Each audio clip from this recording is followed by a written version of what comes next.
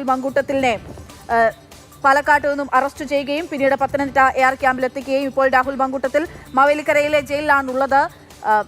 രഘു വിവരങ്ങളുമായി തുടരുന്നുണ്ട്. രഘു, നിലവിലിപ്പോൾ രാഹുൽ മങ്കൂട്ടത്തിലിനെ സംബന്ധിച്ചിടത്തോളം ഇതിൽ എങ്ങനെയായിരിക്കും ജാമ്യോപാധികൾ എങ്ങനെയായിരിക്കും രാഹുൽ മങ്കൂട്ടത്തിൽ ഉണ്ടാവുക? രാഹുൽ മങ്കൂട്ടത്തിന് ജാമ്യം ലഭിച്ചാൽ അത് ഭീഷണിപ്പെടുത്തും, പരാതിക്കാരെ ഭീഷണിപ്പെടുത്തും, അതിജീവിതകളെ ഭീഷണിപ്പെടുത്താനുള്ള സാധ്യതയുണ്ട്, അവരെ സ്വാധീനിക്കാനുള്ള സാധ്യതയുണ്ട് ഉൾപ്പെടെയുള്ള കുറെ വാദങ്ങൾ മുന്നോട്ട് വെച്ചിരുന്നു പ്രോസിക്യൂഷൻ. അപ്പോൾ ഈ ജാമ്യോപാധികളുണ്ടോ? ഉപാധികൾ എന്ന് നമുക്ക് ആ ഓർഡറിന്റെ ഉത്തരവിന്റെ വിശദാംശങ്ങൾ ലഭിക്കുമ്പോൾ മാത്രമേ എന്തൊക്കെയാണ് ഉപാധികൾ എന്ന് നമുക്ക് വ്യക്തമായി മനസ്സിലാവുകയുള്ളൂ. സാധാരണ നിലയിൽ ജാമ്യം അനുവദിച്ചിരിക്കുന്ന ഒറ്റ വാക്കിൽ കോടതി പറഞ്ഞ് അവസാനിപ്പിക്കുകയാണ് ചെയ്യാറുള്ളത്. പിന്നീട് ഈ ഉത്തരവ് ജാമ്യം അനുവദിച്ചുകൊണ്ടുള്ള ഉത്തരവ് പുറത്തു വരുമ്പോഴാണ് എന്തെല്ലാം വ്യവസ്ഥകളുടെ അടിസ്ഥാനത്തിലായിരിക്കും ജാമ്യം അനുവദിച്ചിട്ടുള്ളത് എന്ന് പറയാം. സ്വാഭാവികമായിട്ട് തന്നെ അക്ഷയ് പറഞ്ഞതുപോലെ ഈ പരാതിക്കാരെ ഭീഷണിപ്പെടുത്തരുത്, കേസിൽ അധികാരം MLA ആണ്, അതുകൊണ്ട് അധികാരം ദുരുപയോഗം ചെയ്യരുത്, അത്തരത്തിലൊക്കെയുള്ള വ്യവസ്ഥകൾ സ്വാഭാവികമായിട്ട് തന്നെ ഈ ജാമ്യം അനുവദിച്ചുകൊണ്ടുള്ള ഉത്തരവിലുണ്ടാകും. ആ ഉത്തരവ് അല്പസമയത്തിനകം ലഭിക്കും. എങ്കിൽ മാത്രമേ എന്തെല്ലാം ഉപാധികളോടെയാണ് ജാമ്യം അനുവദിച്ചത് എന്ന് നമുക്ക് മനസ്സിലാവുകയുള്ളൂ. ശരി, രഘുനാഥ് നാരായണനാണ് വിവരങ്ങൾ നൽകുന്നത്. രഘു സൂചിപ്പിച്ച പോലെ തന്നെ അതുമായി ബന്ധപ്പെട്ടുള്ള വിവരങ്ങൾ കോടതിയിൽ നിന്ന് ലഭ്യമാവേണ്ടിയിരിക്കുന്നു. അനന്തകൃഷ്ണൻ കൂടി വിശദാംശങ്ങളുമായി ചേരുന്നുണ്ട്. അനന്തൻ, മൂന്നാമത്തെ കേസിൽ രാഹുൽ മങ്കൂട്ടത്തിൽ പിടിയിലായത് മൂന്നാമത്തെ കേസിലാണ്. മൂന്നാമത്തെ കേസിൽ ഇപ്പോൾ 18 ദിവസത്തെ ജയിൽവാസത്തിനു ശേഷം 18ാമത്തെ ദിവസമാണ് രാഹുൽ മങ്കൂട്ടത്തിന് ജാമ്യം ലഭിക്കുകയാണ്. മൂന്നാമത്തെ കേസ് രാഹുൽ മങ്കൂട്ടത്തിനെതിരായ മൂന്നാമത്തെ ബലാത്സംഗ കേസാണ്. അതിനൊപ്പം തന്നെ ഗർഭഛിദ്രം അടക്കമുള്ള ആരോപണങ്ങളും ഈ കേസുമായി ബന്ധപ്പെട്ട് ഉണ്ട്. അപ്പോൾ അതുമായി ബന്ധപ്പെട്ട് രജിസ്റ്റർ ചെയ്ത കേസിൽ രാഹുൽ മങ്കൂട്ടത്തിന് ജാമ്യം അനുവദിച്ചിരിക്കുകയാണ് പത്തനംതിട്ട ജില്ലാ സെഷൻസ് കോടതി. ഈ നേരത്തെ തന്നെ മജിസ്ട്രേറ്റ് കോടതിയിൽ ജാമ്യാപേക്ഷ സമർപ്പിച്ചിരുന്നെങ്കിലും അത് തള്ളിപ്പോവുകയായിരുന്നു, ആ ജാമ്യം അനുവദിച്ചിരുന്നില്ല. അതിനുശേഷം ജില്ലാ സെഷൻസ് കോടതിയിലാണ് ജാമ്യാപേക്ഷ സമർപ്പിച്ചത്. അവിടെ വിശദമായ വാദമാണ് രാഹുൽ മങ്കൂട്ടത്തിൻ്റെ കേസുമായി ബന്ധപ്പെട്ട് കോടതി കേട്ടത്. അതിൽ പ്രധാനമായും രാഹുലിൻ്റെ വാദം ഈ കേസുമായി ബന്ധപ്പെട്ട് ഇതുവരെ പരാതിക്കാരി നേരിട്ട് പോലീസിന് മൊഴി നൽകിയിട്ടില്ല, അതുപോലെ തന്നെ രഹസ്യമൊഴി രേഖപ്പെടുത്തിയിട്ടില്ല. അതിനൊപ്പം തന്നെ ഏറ്റവും പ്രധാനപ്പെട്ട നടപടിയായ വൈദ്യപരിശോധനയും പൂർത്തിയാക്കിയിട്ടില്ല എന്നുള്ളതായിരുന്നു. അതിന് തിരിച്ച് എതിർവാദം പ്രോസിക്യൂഷൻ ഉന്നയിച്ചിരുന്നത് ഈ കേസിനൊരു പ്രത്യേകതയുള്ളത് പരാതിക്കാരി സ്ഥലത്തില്ല എന്നുള്ളതാണ്, വിദേശത്താണ്, പെട്ടെന്ന് തന്നെ സ്ഥലത്തേക്ക് എത്താൻ പറ്റാത്ത, കേരളത്തിലേക്ക് എത്താൻ പറ്റാത്തൊരു സ്ഥിതിയിലാണ് ഉള്ളത്. അതുകൊണ്ട് തന്നെ ഈ പരാതിക്കാരിയുടെ രഹസ്യമൊഴി രേഖപ്പെടുത്തുന്ന കാര്യമൊക്കെ എംബസി വഴി പ്രത്യേക തരത്തിൽ പ്രത്യേക സംവിധാനം ഉപയോഗിച്ച് നടത്താനുള്ള നീക്കങ്ങൾ നടത്തുന്നു എന്നുള്ളതാണ്. ഏതായാലും സെഷൻസ് കോടതി ഇതുമായി ബന്ധപ്പെട്ട വിശദമായ വാദം കേട്ട ശേഷമാണ് ഇപ്പോൾ ഈ ജാമ്യം അനുവദിച്ചിരിക്കുന്നത്. കർശന ഉപാധികളോടെ തന്നെയാണ് ജാമ്യം നൽകിയിരിക്കുന്നത്. ഏതായാലും ഇന്നിപ്പോൾ ജാമ്യ ഉത്തരവ് അല്പസമയത്തിനകം തന്നെ പുറത്തിറങ്ങുകയും ചെയ്യും. നേരത്തെ തന്നെ ഈ കേസിൽ രാവിലെ തന്നെ ഈ കേസിൽ ഉത്തരവ് പറഞ്ഞതുകൊണ്ട് ഇന്ന് വൈകുന്നേരത്തിന് മുൻപ് തന്നെ രാഹുൽ മങ്കൂട്ടത്തിന് ജയിൽ മോചിതനാകാൻ കഴിയും. മാവേലിക്കര സബ് ജയിലിലാണ് രാഹുൽ മങ്കൂട്ടത്തിൽ ഇപ്പോൾ കഴിയുന്നത്. അങ്ങോട്ടാണ് റിമാൻഡ് ചെയ്ത് വിട്ടത്. ഇപ്പോൾ 18 ദിവസമായി ജയിൽവാസം അനുഭവിക്കുകയാണ് രാഹുൽ മങ്കൂട്ടത്തിൽ. ഏതായാലും രാഹുൽ മങ്കൂട്ടത്തിനെതിരെ മൂന്നാമത്തെ കേസാണിത്. ആദ്യ 2 കേസുകളിലും നിയമപരമായ പരിരക്ഷ രാഹുൽ മങ്കൂട്ടത്തിന് ലഭിച്ചു. ആദ്യ കേസിൽ തിരുവനന്തപുരം സെഷൻസ് കോടതി ജാമ്യം നിഷേധിച്ചു. പിന്നീട് അത് ഹൈക്കോടതിയിലേക്ക് പോയി. ഹൈക്കോടതിയിൽ നോ അറസ്റ്റ് പറഞ്ഞു. അതിനുശേഷം മുൻകൂർ ജാമ്യാപേക്ഷ അവിടെ പരിഗണനയിൽ ഇരിക്കുകയാണ്.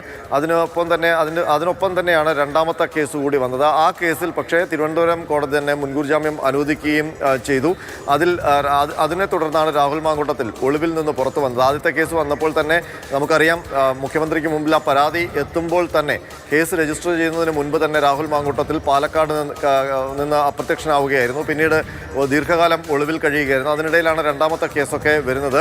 അതിനുശേഷം ഹൈക്കോടതി നോ അറസ്റ്റ് പറഞ്ഞതോടെയാണ് രണ്ടാമത്തെ കേസിൽ മുൻകൂർ ജാമ്യം ലഭിച്ചതോടെയാണ് രാഹുൽ മങ്കൂട്ടത്തിൽ തെരഞ്ഞെടുപ്പ് ദിവസം പ്രത്യക്ഷപ്പെടുന്നത്. അതിനുശേഷം രാഹുൽ മങ്കൂട്ടത്തിൽ സജീവമായി വീണ്ടും പൊതുരംഗത്തൊക്കെ ഇങ്ങനെ നിൽക്കുമ്പോഴാണ് മൂന്നാമത്തെ കേസ് അപ്രതീക്ഷിതമായി വരുന്നത്. പക്ഷേ അത് അങ്ങനൊരു നീക്കം മുൻകൂട്ടി കാണാൻ രാഹുൽ മങ്കൂട്ടത്തിന് കഴിഞ്ഞില്ല. അപ്പോൾ വളരെ രഹസ്യമായിട്ടാണ് പരാതി സ്പെഷ്യൽ ടീമിൻ്റെ കയ്യിലേക്ക് വന്നത്. AIG പൂങ്കുഴലിയാണ് ആ കേസുമായി ബന്ധപ്പെട്ട മേൽനോട്ടം വഹിച്ചത്. കേസ് അതീവ രഹസ്യമായി FIR ക്രൈംബ്രാഞ്ച് ആസ്ഥാനത്ത് രജിസ്റ്റർ ചെയ്തു. അത് പത്തനംതിട്ടയ്ക്ക് ട്രാൻസ്ഫർ ചെയ്തു. ഷൊർണൂർ DYSP ആണ് അന്വേഷണ ഉദ്യോഗസ്ഥനായി നിയമിച്ചത്. ഷൊർണൂർ DYSPയുടെ നേതൃത്വത്തിൽ അതീവ രഹസ്യമായി പാലക്കാട്ടെ ഹോട്ടലിൽ നിന്ന് രാഹുൽ മങ്കൂട്ടത്തിനെ അറസ്റ്റ് ചെയ്യുകയായിരുന്നു രാത്രിയിൽ. അതിനുശേഷം ആ വാർത്ത പുറത്തുവിടാതെ തന്നെ രാഹുൽ മാങ്കൂട്ടത്തിലിനെ അപ്പോൾ തന്നെ പാലക്കാട് നിന്ന് പത്തനംതിട്ട ഈ AR ക്യാമ്പിലേക്ക് കൊണ്ടുവരികയായിരുന്നു. പിന്നീട് അവിടെ വെച്ചിട്ടാണ് അറസ്റ്റ് രേഖപ്പെടുത്തുകയും ചോദ്യം ചെയ്യലൊക്കെ നടക്കുകയും ചെയ്തത്. പുലർച്ചെയോടെയാണ് വാർത്തകൾ പുറത്തു വന്നത്. അപ്പോഴേക്കും രാഹുൽ മാങ്കൂട്ടത്തിൽ പോലീസിൻ്റെ കസ്റ്റഡിയിലായി കഴിഞ്ഞിരുന്നു. പിന്നീട് രാഹുൽ മാങ്കൂട്ടത്തിലെ അപ്പോൾ റിമാൻഡ് ചെയ്ത് മാവേലിക്കര ജയിലിലേക്കാണ് വിട്ടത്. അന്ന് രാഹുൽ മാങ്കൂട്ടത്തിനെതിരെയുള്ള പ്രതിഷേധമൊക്കെ നമ്മൾ കണ്ടതാണ്. ഏതായാലും അന്നു മുതൽ രാഹുൽ മാങ്കൂട്ടത്തിലിനെ ജാമ്യം നേടാനുള്ള നിയമ പോരാട്ടമാണ് രാഹുൽ മാങ്കൂട്ടത്തിൻ്റെ അഭിഭാഷകർ നടത്തിക്കൊണ്ടിരുന്നത്. നമുക്കറിയാം, ഈ മജിസ്ട്രേറ്റ് കോടതിയിൽ ഈ ജാമ്യാപേക്ഷ പരിഗണിക്കുമ്പോൾ അന്ന് കോടതി എടുത്തു ചോദിച്ചൊരു കാര്യമുണ്ട്, അറസ്റ്റുമായി സഹകരിച്ചില്ലല്ലോ എന്നുള്ളത്. അന്ന് മാതൃഭൂമി ന്യൂസാണത് റിപ്പോർട്ട് ചെയ്തത്. കാരണം രാഹുൽ മാങ്കൂട്ടത്തിൽ അറസ്റ്റ് മെമ്മോയിൽ ഒപ്പിട്ടിരുന്നില്ല. പിന്നീട് ഒരു അത്യപൂർവമായൊരു നടപടിയാണ് പിന്നീട് പോലീസ് അവിടെ നടപ്പാക്കിയത്. കാരണം അറസ്റ്റ് ചെയ്യപ്പെട്ട വ്യക്തി അറസ്റ്റ് മെമ്മോയിൽ ഒപ്പിടാത്തത് കൊണ്ട് ഒരു ഗസറ്റ് ഓഫീസറിനെ വിളിച്ചു വരുത്തി വീണ്ടും രാഹുൽ മാങ്കൂട്ടത്തിനോട് അറസ്റ്റ് മെമ്മോയിൽ ഒപ്പിടാൻ പറഞ്ഞു. അത് വിസമ്മതിച്ചപ്പോൾ ആ വിസമ്മതിച്ചു എന്ന കാര്യം ഗസറ്റ് ഓഫീസറിനെ കൊണ്ട് സാക്ഷ്യപ്പെടുത്തി. അതാണ് കോടതിയിൽ ഹാജരാക്കിയത്.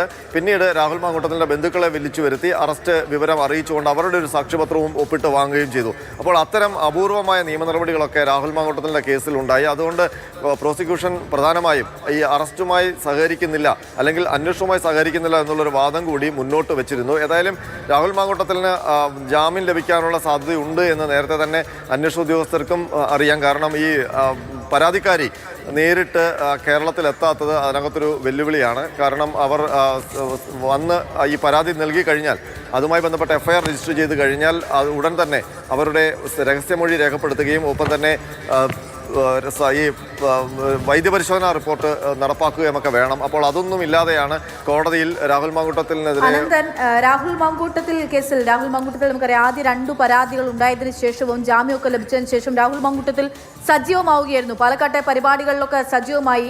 ഈ അറസ്റ്റ് രേഖപ്പെടുത്തുന്ന അന്നേ ദിവസവും ഫേസ്ബുക്കിലൊക്കെ രാഹുൽ മാങ്കൂട്ടത്തിൻ്റെ പോസ്റ്റ് ഉണ്ടാകുന്നു. ഈ അറസ്റ്റ് ചെയ്യുന്നതിന് ഏതാനും നിമിഷങ്ങൾ മുൻപ് വരെ അദ്ദേഹം സോഷ്യൽ മീഡിയയിൽ ആക്റ്റീവായിരിക്കുന്നു. പിന്നാലെ അദ്ദേഹത്തിൻ്റെ അറസ്റ്റ് രേഖപ്പെടുത്തുകയും ചെയ്യുന്നു. അതിനുശേഷം അറസ്റ്റ് ചെയ്തതിനു ശേഷവും രാഹുലിന്റെ ചിരിയും ഹീറോ പരിവേഷത്തിലുള്ള അദ്ദേഹത്തിന്റെ മാധ്യമപ്രവർത്തകർക്ക് മുൻപിലേക്കും ക്യാമറയ്ക്ക് മുൻപിലേക്കൊക്കെയുള്ള അദ്ദേഹത്തിന്റെ ആറ്റിറ്റ്യൂഡൊക്കെ നമ്മൾ കണ്ടതാണ്. ഇനിയിപ്പോൾ ജാമ്യം ലഭിച്ചു കഴിഞ്ഞാൽ എന്തൊക്കെ കാണേണ്ടി വരും എന്നുള്ളതാണ്. ഒപ്പം തന്നെ എതിരായിട്ടുള്ള പ്രതിഷേധങ്ങൾ ഉണ്ടാകാനുള്ള സാധ്യതകൾ.